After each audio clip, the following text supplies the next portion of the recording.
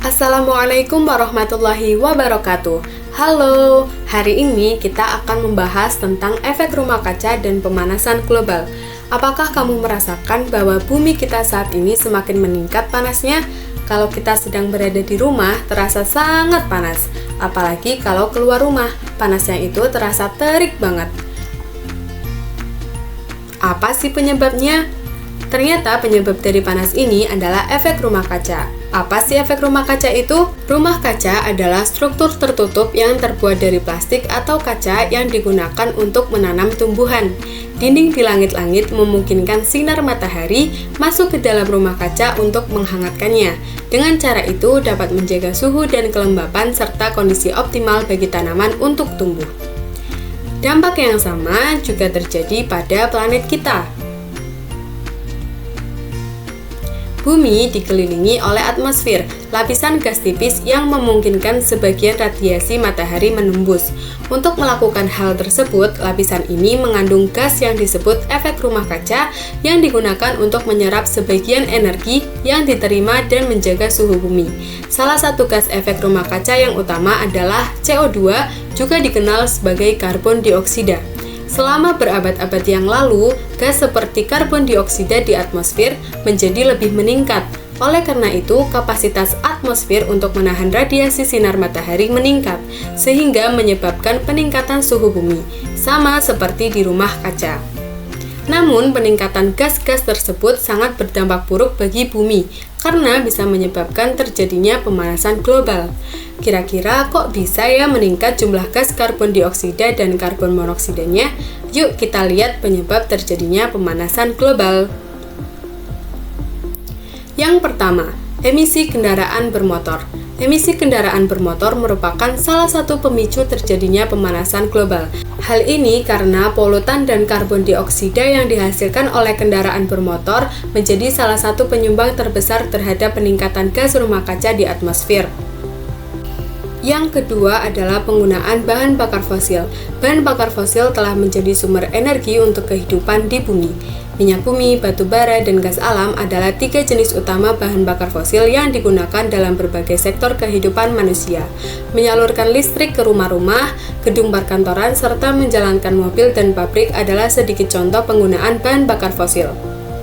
Hasil dari pembakaran bahan bakar fosil tersebut berupa gas-gas rumah kaca yang memicu terjadinya pemanasan global. Yang ketiga adalah penggunaan klorofluorokarbon dalam kehidupan sehari-hari. AC adalah keajaiban modern. AC telah menyelamatkan nyawa selama gelombang panas. Server raksasa yang didinginkan pada dasarnya memungkinkan internet dan secara umum membuat hidup di tempat yang lebih nyaman.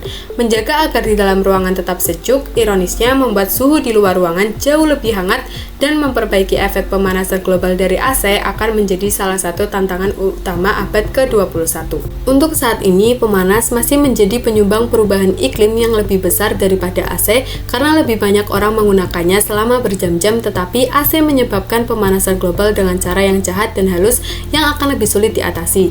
Misalnya, untuk memanaskan bisa dengan cara membakar bahan bakar fosil yang melepaskan panas yang merangkap karbon dioksida, tetapi AC juga membakar bahan bakar fosil namun tidak terlihat. Cara AC mendinginkan bangunan adalah dengan memindahkan panas dari dalam keluar. AC dapat memompa cukup panas untuk menghangatkan seluruh kota dengan beberapa derajat. Yang terpenting saat kita membuang AC lama kita, sebagian besar refrigen kimianya akan bocor dan menguap. Refrigen yang kita gunakan ribuan kali lebih kuat daripada karbon dioksida dalam menjebak panas bumi, sehingga menghangatkan bumi hampir 60% lebih banyak di atas pemanasan karbon dioksida yang dilepaskan untuk menjalankan AC. Keempat, ada deforestasi. Deforestasi adalah kondisi penurunan luas hutan yang disebabkan oleh konversi lahan untuk infrastruktur, permukiman, pertanian, pertambangan, dan perkebunan. Perluasan lahan tersebut sering berakibat pada kebakaran hutan sehingga terbuangnya emisi gas karbon ke atmosfer. Hal tersebut merupakan salah satu penyebab terjadinya pemanasan global. Jika deforestasi dan kebakaran hutan terjadi terus-menerus dan tidak segera ada pencegahan, akan mempercepat terjadinya pemanasan global. Emisi yang tinggi akibat deforestasi dapat menyebabkan berbagai dampak serius, diantaranya suhu bumi mengalami peningkatan, meningkatnya intensitas curah hujan per tahun yang mengakibatkan bencana, menimbulkan ancaman pangan dari perubahan iklim yang ditimbulkan, dan permukaan air laut menjadi naik. Yang kelima adalah polusi metana akibat peternakan dan pertanian. Apa itu gas metana? Gas ini sebenarnya tidak buruk atau berbahaya. Gas ini sangat dibutuhkan.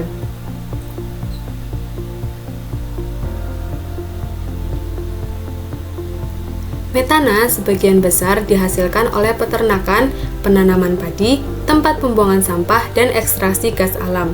Sebagai gas rumah kaca, metana 34 kali lebih kuat dibandingkan karbon dioksida dan bertanggung jawab sekitar 20% efek rumah kaca. Itu merupakan kontribusi yang signifikan. Namun, ada sesuatu yang istimewa terjadi dengan metana. Metana yang unik dalam daftar terbesar ini sebenarnya menghilang dengan cepat dari atmosfer. Artinya, bukan dalam ribuan tahun, bukan dalam berabad-abad, melainkan hanya beberapa dekade saja. Karena gas metana baru terus-menerus dilepaskan ke atmosfer, konsentrasinya tetap tinggi. Namun, jika kita dapat mengurangi jumlah ini, jumlah metana akan berkurang dengan cepat dan lapisan tebal gas rumah kaca berpotensi menjadi lebih tipis. Yang keenam, ada sampah plastik. Masyarakat Indonesia cukup menggemari untuk membakar sampah karena hal tersebut dinilai praktis dan cukup efektif untuk menghilangkan sampah, namun sebenarnya sangat berbahaya bagi bumi kita. Ketika membakar sampah, maka akan melepaskan bahan-bahan beracun dan akan mencemari lingkungan. Bahan-bahan beracun itu biasanya terdiri dari karbon dioksida, karbon monoksida, dan masih banyak lagi sehingga akan berdampak pada penambahan enzim gas rumah kaca. Terjadinya pemanasan global menyebabkan kerugian baik terhadap lingkungan maupun beberapa aspek kehidupan manusia di dunia. Berikut beberapa dampak yang ditimbulkan akibat pemanasan global. Yang pertama, mencairnya es di kutub bumi. Salah satu bukti nyata terjadinya pemanasan global adalah mencairnya es di bagian kutub-kutub bumi. Sebagian besar area kutub utara dan selatan tertutup oleh es yang dapat memantulkan cahaya matahari. Pemanasan global akan membuat es di kutub utara dan selatan mencair. Jika es di kutub utara dan selatan terus mencair, maka panas matahari akan semakin banyak terserap dan menimbulkan panas. Yang kedua, meningkatnya permukaan air laut. Es yang mencair dari kutub utara dan selatan akan mengalir menuju laut. Pada akhirnya, permukaan air laut akan semakin tinggi secara perlahan-lahan. Akibat peristiwa tersebut, wilayah daratan mengalami penyusutan serta terjadinya erosi pantai, badai, dan banjirop. Bencana-bencana tersebut tidak dapat diprediksi kapan akan terjadi, tetapi terjadinya peningkatan permukaan air laut sangat merugikan kehidupan masyarakat, khususnya yang berada di wilayah pesisir pantai. Yang ketiga adalah perubahan iklim. Perubahan iklim merupakan perubahan suhu dan cuaca dalam jangka panjang. Perubahan iklim dapat mengakibatkan terjadinya curah hujan ekstrim yang dapat mengakibatkan permukiman banjir. Adanya tornado kecil atau angin puting beliung,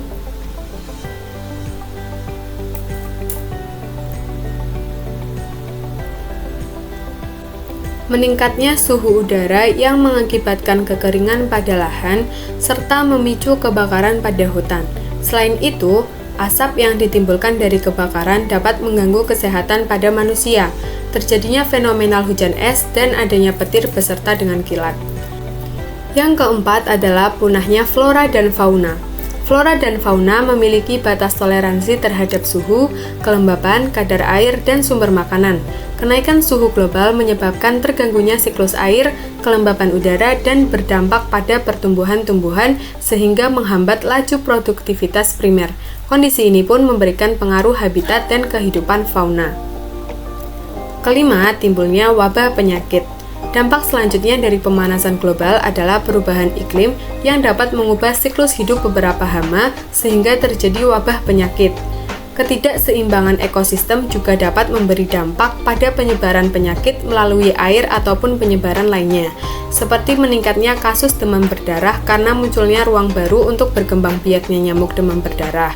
Kondisi lain, perubahan iklim yang menyebabkan bencana alam disertai perpindahan penduduk ke tempat pengungsian sehingga dapat memicu munculnya penyakit seperti diare, malnutrisi, dan penyakit kulit.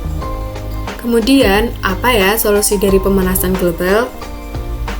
Yang pertama, beralih dari kendaraan pribadi ke transportasi umum. Kendaraan bermotor sudah menjadi kebutuhan manusia saat ini sebagai alat transportasi. Namun, kita sering lupa bahwa asap kendaraan bermotor menyumbang CO2 yang mengakibatkan pemanasan global. Untuk mencegah pemanasan global, kita bisa mengurangi penggunaan kendaraan pribadi dan penggunaan angkutan massal. Dengan begitu, polusi udara akan berkurang dan dapat membantu mengatasi pemanasan global. Yang kedua adalah menghemat energi. Yang pertama, matikan lampu di siang hari. Yang kedua, matikan TV setelah selesai digunakan. Yang ketiga, segera tutup pintu kulkas setelah dibuka. Yang keempat, gunakan air secukupnya. Yang kelima, matikan AC dan kipas angin setelah digunakan. Setelah itu adalah ada reboisasi. Eksploitasi hasil alam yang berlebihan lebih banyak merugikan ketimbang menguntungkan untuk jangka panjang. Penebangan dan pembakaran hutan untuk membuka lahan sudah seharusnya dikendalikan atau dihentikan. Menanam kembali pohon di lahan yang dibakar atau ditebang merupakan langkah konkret yang bisa dilakukan untuk mengatasi pemanasan global.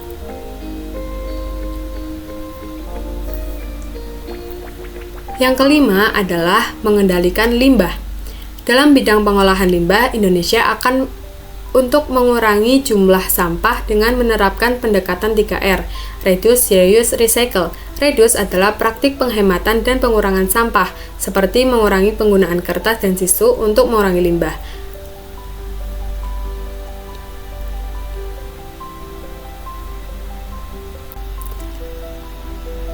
Reuse adalah penggunaan kembali barang-barang yang sudah tidak terpakai atau memanfaatkan kembali barang yang masih layak dipakai.